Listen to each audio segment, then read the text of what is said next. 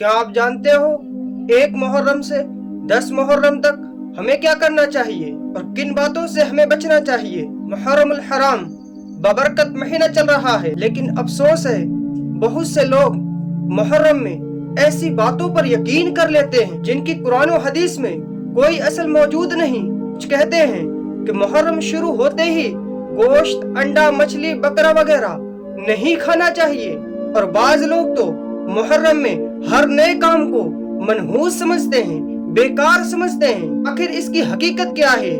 آئیے ہم جانتے ہیں، قرآن و حدیث کی روشنی میں ہم جانتے ہیں ان باتوں کو۔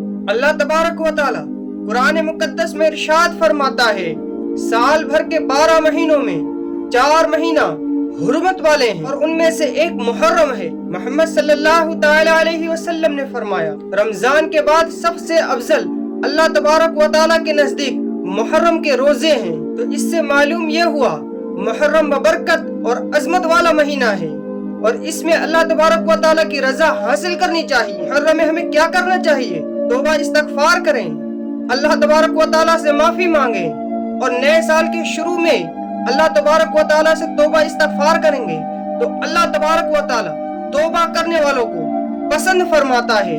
جب اللہ رب العزت جسے پسند فرما لیتا ہے تو اسے دنیا و آخرت میں کامرانی اور کامیابی ملتی ہے۔ 5 وقت کی نمازوں کی فکر کریں، اور سب سے پہلے فرض نماز کو ادا کریں، کیونکہ سب سے پہلے قیامت کے دن نماز کا حساب ہوگا۔ قرآن کریم کی تلاوت کریں، روزانہ تھوڑا تھوڑا قرآن کی عادت بنائیں، روزانہ تھوڑا تھوڑا قرآن مجید پڑھیں۔ جو انسان پریشان ہوتا ہے، غمزدہ ہوتا ہے، اور وہ شخص قرآن مزید پڑھتا ہے تو اللہ تبارک و تعالی اس کے دل میں سکون پیدا فرماتا ہے، اور وہ شخص اللہ کے قریب ہو جاتا ہے۔ محرم کے مہینے میں صدقہ و خیرات کریں، غرباء و مساکین کو کھانا کھلائیں، اور ضرورت مند کو ان کی ضرورتیں پوری کریں، اور اللہ تبارک و تعالیٰ کی راہ میں صدقہ خیرات کریں۔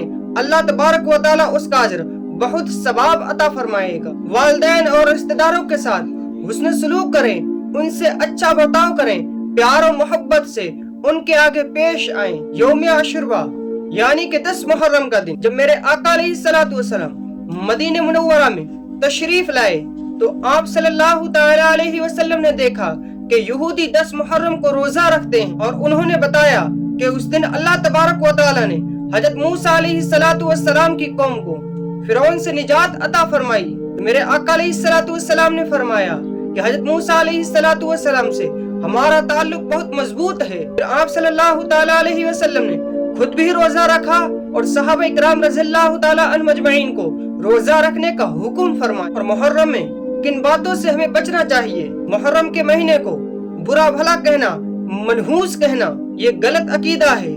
قرآن و حدیث میں کہیں بھی محرم کو منحوس قرار نہیں دیا گیا ہے۔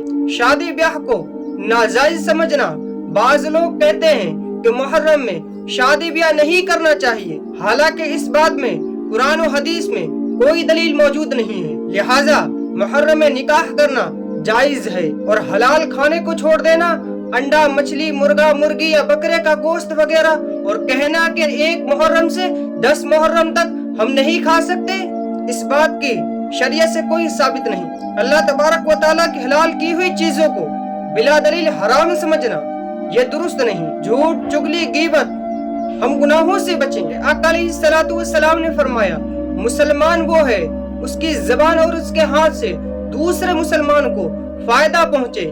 اس لیے میرے عزیز دوستو، محرم میں ہر قسم کے گناہ سے بچنے کی کوشش کریں، فضول خرچی سے بچیں، اور عبادت اللہ تبارک و تعالیٰ کی رضا کے لیے ہونی چاہیے، نہ کہ کسی کو دکھانے کے لیے۔ جب امام حسین رضی اللہ تعالیٰ عنہ کی شہادت سے ہمیں سبق یہ ملتا ہے، ہمیشہ حق کے ساتھ رہنا چاہیے، سچائی کے ساتھ قائم رہنا چاہیے، صبر و استقامت اختیار کرنی چاہیے، اور ہر حال میں اللہ تبارک و تعالیٰ پر بھروسہ رکھنا چاہیے۔ 5 وقت کی نماز کی پابندی کریں، توبہ استغفار کریں، قرآن مجید کی تلاوت کریں، صدقہ و خیرات کریں۔